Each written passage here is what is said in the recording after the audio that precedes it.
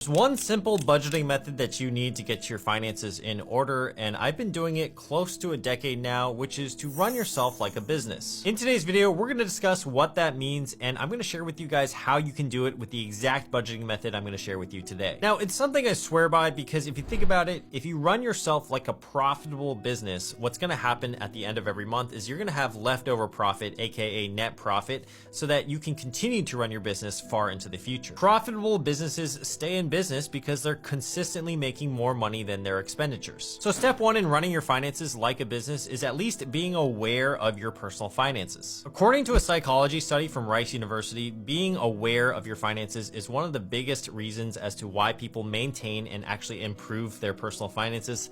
That's a shocker, I know, but just listen to this study. The professor conducted 3 different studies between the relationship of one's personal knowledge about their financial assets, liabilities, and spending patterns, and basically concluded that, quote, a higher degree of self-awareness about one's finances translates into feedback about past successes and failures with money, lower uncertainty about the strengths and weaknesses of the current finances, and clarity on how to move forward. Long story short, this should be no surprise to you, but the more that you pay attention to something, the better that you naturally get at it and the less uncertain you become. That is, unless you are me and you're trying to find a girlfriend, in which case more attention does not equal more success in that realm. And that's why I generally like to stick with finance, because the more that you pay attention to that, the generally better it becomes. On a more serious note, usually I have friends that come to me and they ask me, hey, how do I get better with managing my own personal finances? And I always issue them the exact same challenge. That's to track their income and expenses for at least 3 months close to the dollar. The ones that are actually successful in improving their finances are the ones that are able to stick to this challenge, and that they also check their bank account, their credit card statements, and their online accounts with a certain frequency. Usually the ones that are checking their accounts at least once a week or more are the ones that are generally better with their personal finances,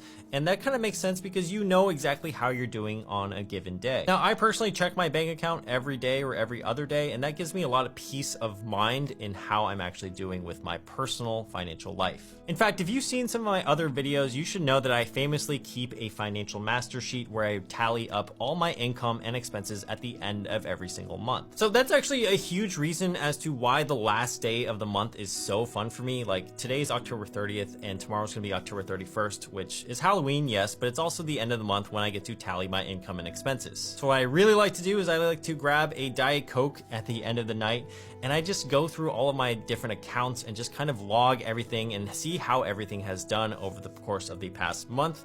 And then I see how my progress has been since earlier this year. Is my net worth growing? Are my investments growing? Etc, etc. It's definitely one of my favorite days, and I literally salivate just thinking about how much fun I have at the end of the month. Now, some people don't really enjoy their finances to the extent that I do. Some of my friends who I issue that challenge to, the 3-month spending and tracking challenge, etc., they get pretty embarrassed if they spend $20 on their Peet's coffee or $100 on a designer t-shirt here and there, and they just generally are afraid of facing their finances. And that feeling of embarrassment around your finances is a very common feeling, and it actually might overwhelm you to the point where you're not able to actually track your expenses because of how guilty you feel about them. And if you're watching this video and you do exactly that, you just have to know that that's completely rooted in psychology, and there are a few ways to get around it. So one of the things that many people are afraid to face is their own financial reality, because confronting your financial reality can actually be a very scary thing. You might have 20K in debt, you might have student loans, you might have a high balance in your credit card, or perhaps a negative balance in your bank account,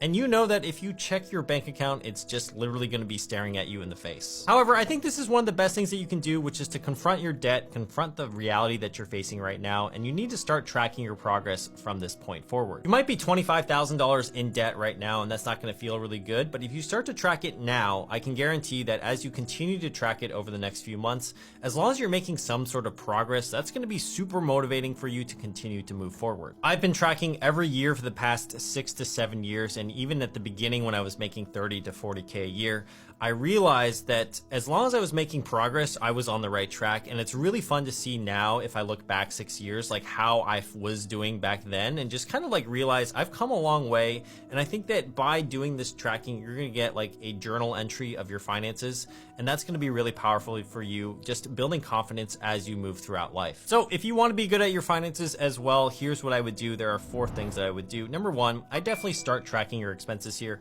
This is going to be a pretty manual process. You can look at the last 3 months of your credit card statements and your bank statements and kind of get a running average of what you spend on each category. Number 2, I would start checking your online bank balances as well as your credit card balances at least once a week, if not more. Number 3, I would start a budget, and we're going to use the exact budgeting method that I use very shortly here. And number 4, I would learn to disassociate your spending from your identity. In the beginning, this last point is really tough, especially if you're aware and embarrassed of your current spend.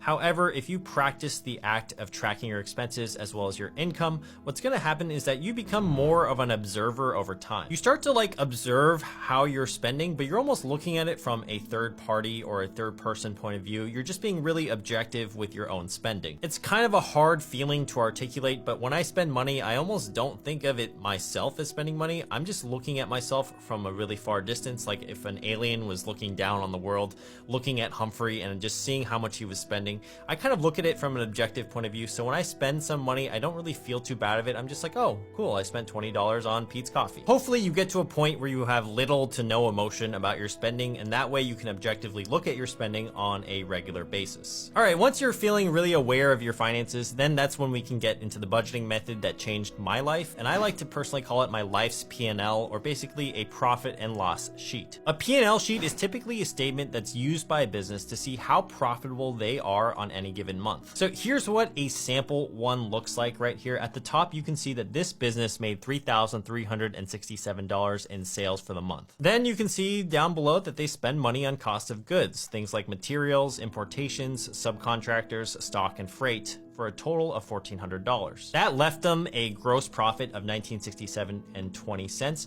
However, they still had some other expenses like Tom's salary, Mary's salary, telephone, and stationery, which totaled $1,185, leaving them with a grand total net profit of $782.20 at the end of the month. So visually, this statement kind of works from top to bottom. At the top, you can see how much revenue they brought in, and then as you go down the P&L statement, you can see how much they spent on keeping their business going, aka their cost of goods sold. And then lastly, any other variable expenses were at the bottom. So having this profit of $782.20 at the end of the month in this business's case allows them to take this profit, and now they have a lot of flexibility on what they can do with it. They could reinvest in the business, or perhaps they could just take that money out and buy a PlayStation 4 with it.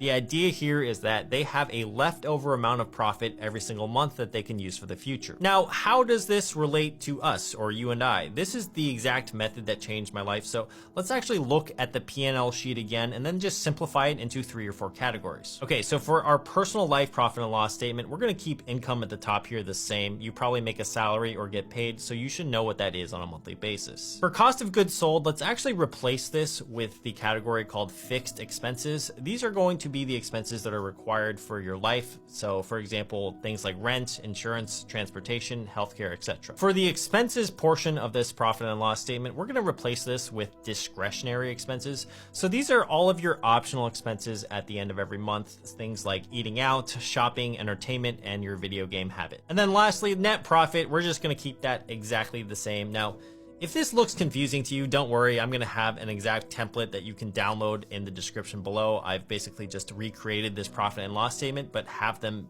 be empty cells so that you can fill it out with your own information. So this is the exact budgeting method we're going to use. We're going to create profit and loss statements for every single month that we exist, and then hopefully we have some net profit left over at the end of every month. This budgeting method is actually pretty similar to what's called the zero-based budgeting method, which is a pretty popular one among the personal finance community. Now, in that method, what you're going to have is you're going to have your monthly income at the top, and then you list out all of your expenses, and ideally at the end of every month, you have $0 left so that every dollar is accounted for. However, in the P&L method, the difference is that you're going to have some money left over at the end of every month, and with that leftover money, you can decide what you want to do with it. You can either save it for big purchases, you can save for your retirement, or you could just keep them as flexible dollars that you're going to use for the next month. The best part about doing these profit and loss statements, in my opinion, is that after 2, 3, or 4 months of data, what you're going to have is you're going to figure out how much your average spending on every single category, and that way you can look at a category perhaps like entertainment or shopping something and you can say, okay, am I spending too much money in this category, and kind of question and figure out if you can reduce or cut back on certain categories. Now, ideally in your own personal life's profit and loss statement, you have some net profit at the end of every single month. That's going to allow us the flexibility to basically allocate that money